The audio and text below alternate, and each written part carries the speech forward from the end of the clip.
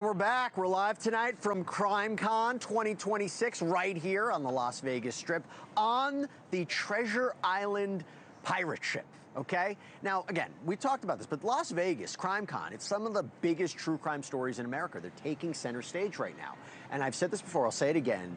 There is maybe no other case that has generated more questions, more frustration, more interest, more investment, more obsession than the disappearance of Nancy Guthrie. 117 days and still no sign of her. But even as the case remains unsolved, there are still new questions tonight about what's happening behind the scenes and new unverified reports claiming that Savannah Guthrie paid over $500,000 for private investigators to continue the search for her mother. Our Brian Entin has been on this story since day one.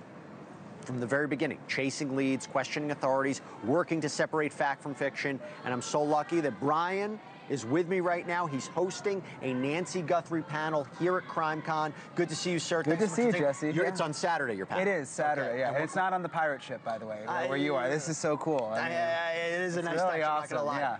What is the panel going to be focusing on? Basically, a behind-the-scenes look at my coverage of the Nancy Guthrie case, which, like you said, people are just fascinated with. Like, even walking over here to the pirate ship to see you, people are just like, oh, what do you think happened? They want to know your theory. I mean, there's a real fascination with the case, and people really care about it too. I think they think about their own moms, Well, when I have questions about it, you're the person to come to, which I have to ask you, $500,000 on private investigators, is there any truth to that?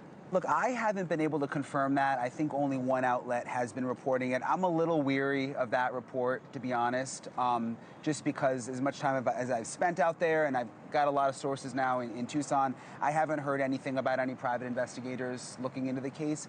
At the same time, I would imagine that Savannah Guthrie is probably getting frustrated. I mean, it's now been 3 months. That maybe some people would say the number, maybe, like you said, you haven't seen anybody, but like when you look at the investigation, and it's been so much more of a conversation about Sheriff Chris Nanos and the Pima County Sheriff's Office versus the FBI, I wouldn't be surprised if she went. We talked about whether or not she would go the private investigator route. Yeah, and I've reported, I mean, she is no longer in direct communication with Sheriff Nanos, which I find to be interesting, because in the beginning, that was her sort of go-to, from what I'm told.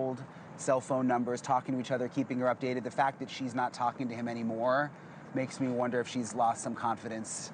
And even in that interview that she did on the Today Show, I didn't hear too much about Chris Nanos in that interview. No, and it's been a distraction. I mean, all the drama with him and the union, and they're trying to throw him out, and again, it's been 3 months. How could you not be upset if you're Savannah? What's the latest right now in the investigation? Where are we? I wish I had a really good update. I mean, the latest I'm hearing from my sources, there's this task force that they put together to investigate, which that's all they do full time. So you've got several FBI agents, you've got detectives from the sheriff's office. They had a meeting last week, kind of just like a come to Jesus, like here we are 3 months in, where are we at, where are we going?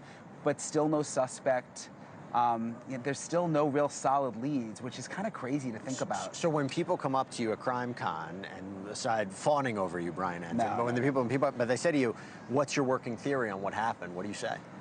Look, I've gone through a couple different ones. I mean, I initially believed that it was possibly someone who wanted the ransom and wanted to return Nancy alive, and something went wrong, but the more I think about it, the ransom in many ways just doesn't make a lot of sense. There was never direct communication with the family, which was odd. There was never proof of life. There was never a real way to pay. Truthfully, I still think it's just a mystery. I really don't know. It's interesting you're coming on, because that is a huge mystery, right, Nancy Guthrie. But I'd be remiss to not talk to you about this other mystery that just happened. I mean, the Brian Hooker case, which I know you went down there, right? You went into the Bahamian waters. This idea of the GPS data now on one of his devices potentially contradicting his story. What do you make of that? Look, I'm not surprised. Something about his story didn't add up from the beginning, from when he said the weather wasn't good and it really wasn't that bad, to where he was in the dinghy didn't make sense. I think that they know something they're not telling us. The fact that the Coast Guard was able to take the boat into their custody, and I had to kayak out to see the boat. It's at the Coast Guard base in Fort Pierce, Florida.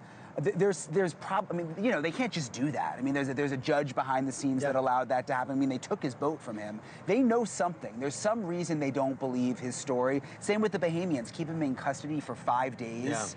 And now this new news that his story allegedly doesn't line up with what the GPS coordinates are from his phone. So the Bahamians have approved it now. That's the latest. They've said that the Coast Guard can come back and search with a dive team in that specific area. Yes, and that's a specific area, the Sea of Abaco.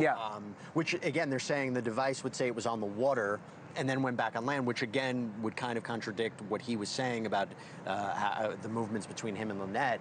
I guess when you're there and you're at that scene and you're looking at this boat, what are we not getting? What are we not seeing? Something's not adding up about her bouncing off the dinghy, and the water is shallow there. The water is shallow. Yeah. She would maybe even be able to stand. There was life jackets. There was an oar. I mean, they were somewhat experienced boaters. They were on the dinghy all the time. Right. The body would have probably been found. Yeah. They find the Bahamians are used to doing this, unfortunately, in terms of when people go over and there's accidents. They find people there. For her to just disappear is unusual. This is why we had the conversation with Joseph about the DNA, whether or not there were some sort of anchors used. I mean, again, we're speculating right now. We don't have a body. We'll see what happens, what comes from this. Brian Entin, my man. Good seeing you, Jesse. Thank you for watching. Subscribe below and download our NewsNation app right now on your phone, and you will get fact-based, unbiased news for all Americans.